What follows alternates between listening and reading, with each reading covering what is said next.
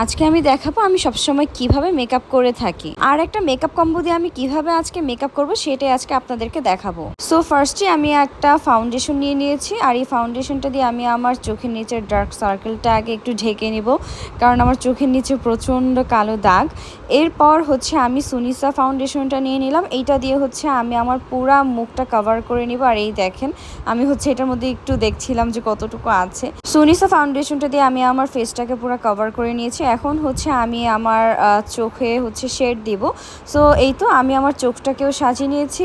আর আবারও বলছি, এটা কিন্তু একটা মেকআপ কম্বো, আর এই কম্বোটার প্রাইস মাত্র 1000 টাকা। এই 1000 টাকার মধ্যে আপনারা কিন্তু 6টা জিনিস পেয়ে যাচ্ছেন, আর সাথে কিন্তু একটা গিফটও থাকছে।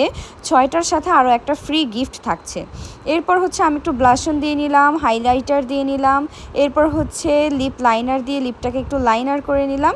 আর এখন হচ্ছে আমি লিপস্টিক দিব।